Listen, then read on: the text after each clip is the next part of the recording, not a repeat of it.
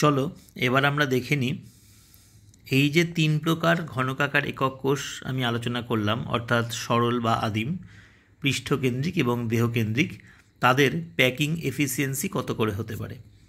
Packing efficiency মানে কি? Packing এফিসিয়েন্সির ফর্মুলাটা ফার্স্টে দেখে নাও। প্যাকিং দক্ষতা কাকে বলছে? একক কোষের কণা বা কণাগুলি দ্বারা অধিকৃত আয়তন ডিভাইড বাই একক কোষের মোট আয়তন। অর্থাৎ কি না, ওই যে কণাগুলো আমি বললাম, অর্থাৎ কণাগুলো কোনো ক্ষেত্রে 8টা কর্নারে থাকতে পারে, কোনো ক্ষেত্রে 8টা কর্নারে তো থাকতেই পারে, অ্যাডিশনালি 6টা যে ফেজ আছে 6টা ফেজের প্রত্যেকটা ফেজের মাঝখানে থাকতে পারে, অথবা 8টা কর্নারে এবং একদম যে কোষটা আছে কোষটার একদম দেহের কেন্দ্রে থাকতে পারে।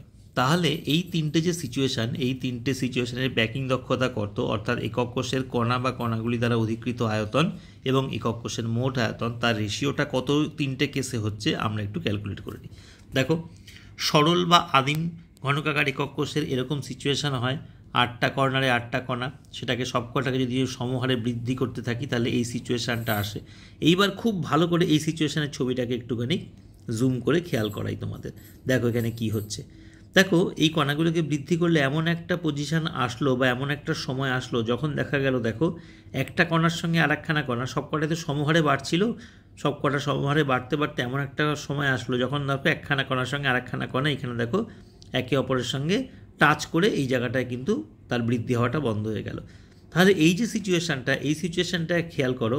এক একটা গোলকের ব্যাসার্ধ, কণা মানে তো এগুলো সব গোলক, এই গোলকের ব্যাসার্ধগুলোকে যদি আমি স্মল আর দিয়ে রিপ্রেজেন্ট করি তাহলে খেয়াল করো এই যে ঘনকটা আছে, এই ঘনকটার প্রত্যেকটা বাহুর দৈর্ঘ্য যদি আমি স্মল এ ধরি, তাহলে যে কোনো একটা বাহুর দৈর্ঘ্য small a is equal to কত হচ্ছে, দেখো r plus r is equal to কত হবে, 2r। তার মানে আমার উদ্দেশ্য হবে এই স্মল এটাকে আর দিয়ে রিপ্লেস করা। এখন স্মল এটাকে আর দিয়ে রিপ্লেস করলে আমার কি সুবিধা, চলো আমি একটা ক্যালকুলেশন করে দেখাই। দেখো ক্যালকুলেশনটা কি বলছে, আমরা কিন্তু রয়েছি সরল ঘনকাকার একক কোষের ক্ষেত্রে। তাহলে দেখো একক কোষের বাহুর দৈর্ঘ্য এ ইজ ইকুয়াল টু, আমরা জাস্ট একটু আগের ছবিটা কি দেখে আসলাম, 2 ইন্টু কণার ব্যাসার্ধ অর্থাৎ কিনা 2r।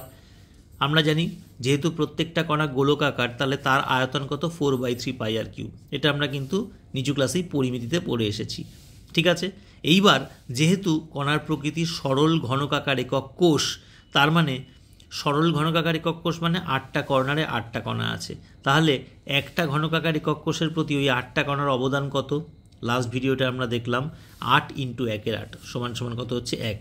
অর্থাৎ এই 8টা কণা মিলিয়ে একটা ঘনকাকার একক কোষের প্রতি মোট কন্ট্রিবিউশন কীরকম কণার মতো করবে, একটা কণার মতো করবে। তাহলে একটা কণার আয়তন কত, 4/3 πr3। তাহলে আমি লিখেছি 8টা কণার তাহলে পার্টিকুলার কোনো একটা ঘনকাকার একক কোষের প্রতি তাহলে অবদান কত, কণার সংখ্যা অর্থাৎ 1 হচ্ছে ইন্টু 4/3 πr3। তার মানে কত হচ্ছে বলো, আলটিমেট 4/3 πr3 হচ্ছে। আর ঘনকাকার একক কোষটার মোট আয়তন কত, একক কোষটা হচ্ছে ঘনকের মতো, যার একটা বাহুর দৈর্ঘ্য স্মল এ আমি ছবিতে দেখতে পেলাম, তাহলে তার আয়তন কত, a3। এখন দেখো এখানে a কে আমি r দিয়ে ট্রান্সফার বা কনভার্ট করে দিয়েছি, তাহলে a is equal two 2r, তাহলে a কিউবের পরিবর্তে আমি কত লিখলাম, 2r এর হোল কিউব মানে 8r3। তাহলে প্যাকিং দক্ষতা তাহলে কত হচ্ছে, দেখো কণার দ্বারা অধিকৃত আয়তন কত, 4/3 πr3 ডিভাইড বাই কত হচ্ছে, দেখো একক কোষের আয়তন অর্থাৎ কিনা a কিউব, a কিউবের পরিবর্তে আমি কত লিখলাম, 8r3। তাহলে সব যদি কাটাকুটি করো পড়ে থাকলো π/6 ইজ ইকুয়াল টু 0.524। এবার এটাকে শতকরাতে নিয়ে গেলে কত হচ্ছে, 52.4%। তাহলে সরল ঘনকাকার একক কোষের অধিকৃত আয়তনের পরিমাণ হচ্ছে 52.4%। তাহলে এটা যদি প্যাকিং এফিসিয়েন্সি হয় তাহলে ফাঁকা স্থানের পরিমাণ কত, 100 - 52.4 ইজ ইকুয়াল টু 47.6%। আশা করি সরল ঘনকাকার একক কোষের প্যাকিং এফিসিয়েন্সি কীভাবে বার করলাম তোমাদের কাছে পুরোপুরি পরিষ্কার হয়েছে। এবার চলো আমরা দেখে নিই, পরেরটা দেখব দেহকেন্দ্রিক ঘনকাকার একক কোষের প্যাকিং এফিসিয়েন্সি কীভাবে বার করে।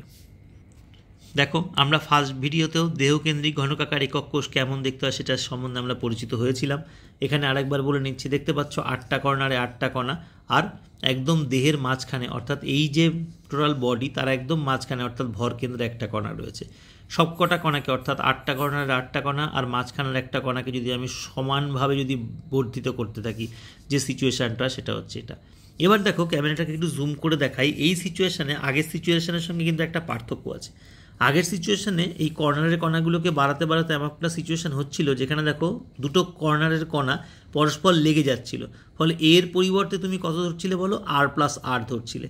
কিন্তু এখানে কিন্তু এর পরিবর্তে আর প্লাস আর ধরতে পারবে না, কারণ দেখো এই কণাগুলো কিন্তু একে অপরের সঙ্গে কিন্তু ঠেকে যাবে না, মাঝখানে একটু গ্যাপ থেকেই যাচ্ছে। কেন? মাঝখানের এই কণাটাও তো বাড়িয়েছো, তার ফলে কিন্তু দেখো এই কণা দুটো কিন্তু একে অপরের সঙ্গে টাচ করবে না। তাহলে টাচ যদি না করে তাহলে এ ইজ ইকুয়াল টু 2r তুমি বলতে পারছো না। এখানে কিন্তু আরের মানটা কিন্তু কম হয়ে যাচ্ছে একটুখানি আগের তুলনায়, কারণ এই কণাটার উপস্থিতির কারণ। তাহলে এইখানে আমাকে একে আর দিয়ে রিপ্লেস করতে গেলে একটু অন্যরকমভাবে ভাবনা চিন্তা করতে হবে। ঠিক আছে, অন্যভাবে ভাবনা চিন্তা কীভাবে করব, খুব ভালো করে খেয়াল করো। এটা তো একটা 3 ডাইমেনশনাল ফিগার। দেখো এর কর্ণ বরাবর একটা রেখা টানলাম, যেটাকে আমি কি বলছি, এবি বলছি। খুব ভালো করে দেখবে, কর্ণ বরাবর একটা রেখা আমি অঙ্কন করলাম, যেটাকে এবি ধরছি। তাহলে এই এবি রেখাটার দৈর্ঘ্য কত? দেখো এটা হচ্ছে আর, এই কণাটার জন্য হচ্ছে আর কন্ট্রিবিউশন, আর এই কণাটা তো টোটাল কন্ট্রিবিউশন এই ঘরে রয়েছে। তার মানে এটার টোটাল ব্যাস কত বলো, 2r। তার মানে এ বি রেখার দৈর্ঘ্য কত হচ্ছে, আর প্লাস 2r, অর্থাৎ কিনা 4r হচ্ছে এবি কণার এবি রেখার হচ্ছে দৈর্ঘ্য। এটুকু আশা করি পরিষ্কার। এইবার যদি তুমি খুব ভালো করে দেখো যে এই যে এ বি সি, ঠিক আছে, খুব ভালো করে দেখো, তুমি যে ঘরটায় বসে আছো সেই ঘরটা দিয়ে নিজেকে যদি কল্পনা করো বিষয়টাকে, তাহলে বুঝতে পারবে এই এ বি সি, এই যে ত্রিভুজটা রয়েছে, দেখো এটা একটা সমকোণ কিন্তু, অর্থাৎ কোণ এ সি বি হচ্ছে একটা সমকোণ। এটা কিন্তু একটা হেলানো কিন্তু একটা সমকোণী ত্রিভুজ, বুঝতে পারছো? তাহলে এই যে সমকোণী ত্রিভুজটা রয়েছে, এই সমকোণী ত্রিভুজের এবি স্কোয়ার সমান সমান আমরা জানি কত, লম্ব স্কোয়ার, অর্থাৎ কিনা কত হচ্ছে বলো, বিসি স্কোয়ার প্লাস ভূমি স্কোয়ার, অর্থাৎ কিনা এসি স্কোয়ার। ঠিক আছে, এইবার বিসি আর এসি এই দুটোর মান আমি কিভাবে নির্ণয় করছি, চলো ক্যালকুলেশনের পেজটায় চলে যাই, গিয়ে দেখে নিই। দেখো খুব ভালো করে খেয়াল করো, দেখো এখানে বিসি, আমি যদি একটুখানি ক্যামেরাটাকে একটু জুম আউট করে দেখাই, তাহলে তোমাদের ছবিটাও সামনে থাকবে এবং ক্যালকুলেশনের জায়গাটাও সামনে থাকবে। দেখো বিসি অর্থাৎ কিনা এই যে এই বিসির মানটা আমার এটা লাগবে কাজে। ঠিক আছে, প্রথমে দেখো এখানে দিয়ে দিয়েছে D is equal to AB সমান সমান 4r, অর্থাৎ এবিটাকে আমি কি ধরছি, ডি ধরছি, ইজ ইকুয়াল টু কত, 4r। কেন 4r হলো আমি বুঝিয়ে দিলাম।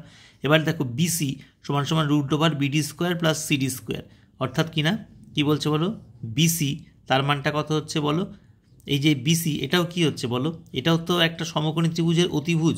তাহলে আমি বিসির মানটাই কীভাবে বার করলাম, ভূমি স্কোয়ার প্লাস লম্ব স্কোয়ার, অর্থাৎ কিনা কত হচ্ছে দেখো, BD square plus DC square, অর্থাৎ BD square plus DC square.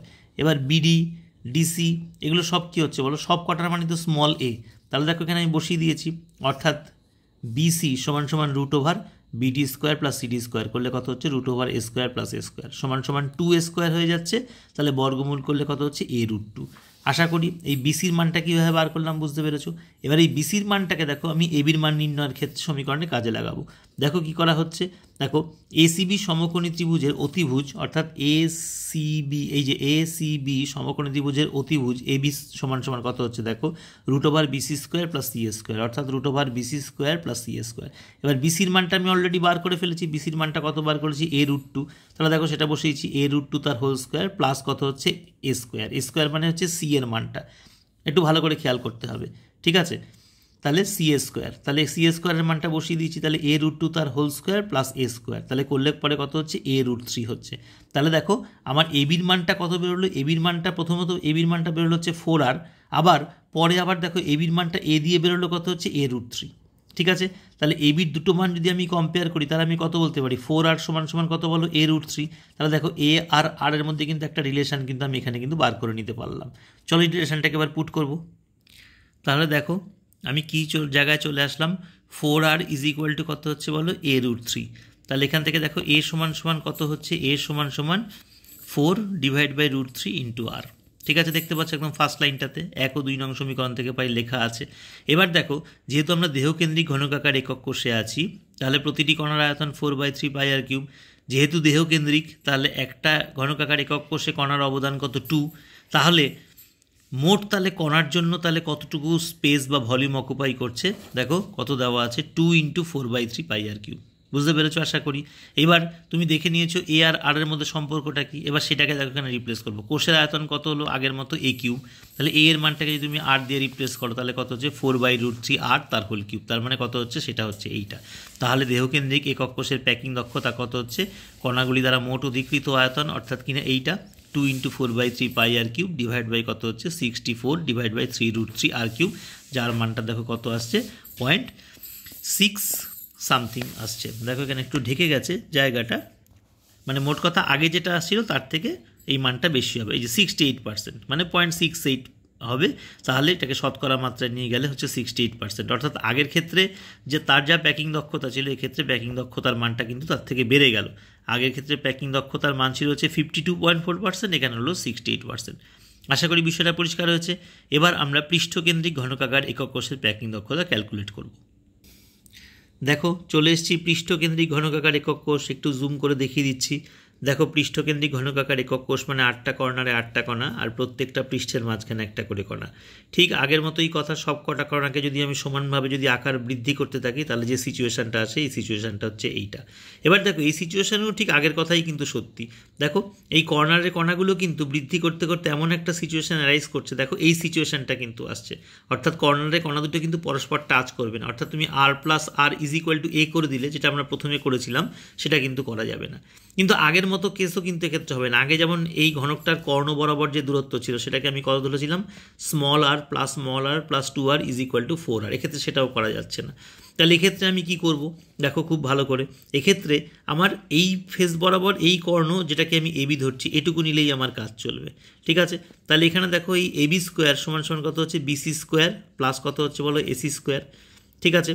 আবার এই যে কর্ণ অর্থাৎ কিনা এবির মানটা দেখো খুব ভালো করে যদি এখান থেকে তুমি খেয়াল করো, এবির মানটা কত হচ্ছে, এবির মানটা কিন্তু r + r প্লাস কিন্তু হচ্ছে 2r, অর্থাৎ কত হচ্ছে বলো, এবির মানটা হয়ে গেল হচ্ছে 4r।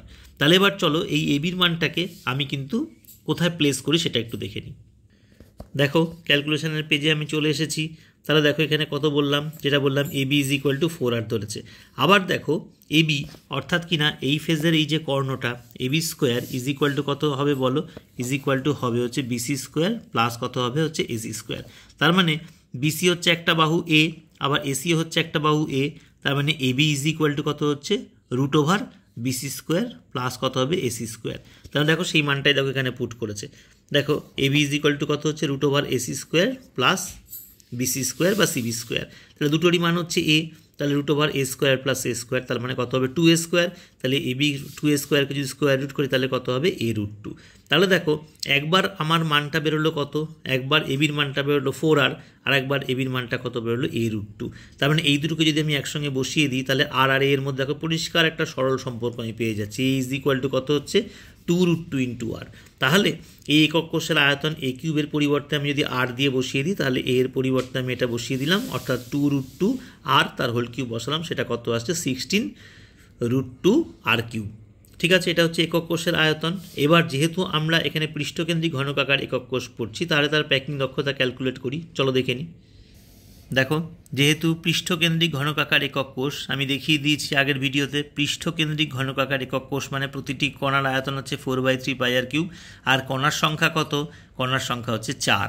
কেন, কারণ 8টা কর্নারের কণার অবদান কত, 1 8 × 8 = 1, আর 6টা ফেজের কণার অবদান কত হচ্ছে 1/2 × 6 কত 3, তার মানে 3 + 1 = 4। তাহলে 4টি কণা, প্রত্যেকটা কণার আয়তন হচ্ছে 4/3 পাই r কিউব, তাহলে মোট আয়তন কত হচ্ছে 4 × 4/3 পাই r কিউব। তাহলে কণাগুলি দ্বারা অধিকৃত মোট আয়তন হচ্ছে এইটা, ডিভাইড বাই একক কোষের আয়তন A³ এর পরিবর্তে আমি r দিয়ে বসিয়ে দিয়েছি, মানটা আসলো এটা। তার মানে সেই রেশিও করলে সেই মানটা আসে হচ্ছে 0.74, শতকরা মাত্রায় নিলে এটা হয় হচ্ছে তাহলে 74%। তাহলে পরিষ্কার বুঝতে পারলে ঘনকাকার একক কোষের যে ডিফারেন্ট টাইপ অর্থাৎ সরল বা আদিম, সেক্ষেত্রে পার্সেন্টেজটা ছিল হচ্ছে 52%, দেহকেন্দ্রিক যেটা ছিল সেক্ষেত্রে পার্সেন্টেজটা হলো হচ্ছে 68%, আর অ্যাট প্রেজেন্ট যেটা আমরা করলাম পৃষ্ঠকেন্দ্রিক সেখানে প্যাকিং এফিসিয়েন্সি হলো হচ্ছে 74%। তার মানে যত আমি সরল বা আদিম থেকে আমি দেহকেন্দ্রিক, সেখান থেকে যত পৃষ্ঠকেন্দ্রিকের দিকে আমি গেলাম তত দেখাগুলো কোষগুলো কি হলো বলো, মোর অ্যান্ড মোর প্যাকড অবস্থায় কিন্তু চলে এলো। আশা করি তোমরা বিষয়টা বুঝতে পেরেছো। দেখো একটা টেবিল আছে, টেবিলের মধ্যে বিষয়টাকে একটু সংক্ষিপ্ত সালে ব্যাখ্যা করা আছে। দেখো এখানে টেবিলটাকে আমি যদি ফোকাস করি তাহলে বুঝতে পারবে। সরল বা আদিম দেখতে পাচ্ছ, তাহলে তার ক্ষেত্রে প্যাকিং এফিসিয়েন্সি দেখো এখান থেকে দেখা গেছে 52.4%। তারপর দেখো দেহকেন্দ্রিক, তার ক্ষেত্রে দেখো আর আর এর মধ্যে সম্পর্কগুলো সব এক জায়গায় লিখেছে, দেখতে পেয়েছো? আর আর এর মধ্যে সম্পর্ক। সরল বা আদিমের ক্ষেত্রে আর আর এর মধ্যে সম্পর্ক হচ্ছে আর ইজ ইকুয়াল টু a/2। দেহকেন্দ্রিকের ক্ষেত্রে আর ইজ ইকুয়াল টু √3/4 ইন্টু এ। আর পৃষ্ঠকেন্দ্রিকের ক্ষেত্রে আর ইজ ইকুয়াল টু a/2√2। এই সম্পর্কটাকে শুধু মনে রাখতে হবে, ঠিক আছে? এই সম্পর্কটা মনে রেখে কিন্তু অঙ্ক করতে হয় এখান থেকে অনেক সময়। তাহলে এই সম্পর্কটা তুমি যদি শুধু মনে রাখতে পারো, ঠিক আছে, যেভাবে আমি বুঝিয়ে দিলাম, তাহলেই তোমার কিন্তু কাজ হয়ে যাবে এখান থেকে। তাহলে তুমি প্যাকিং দক্ষতা দেখো কত কত আসছে। প্রথমটা হচ্ছে 0.52, পরেরটা হচ্ছে 0.63, আর লাস্টেরটা হচ্ছে 0.74।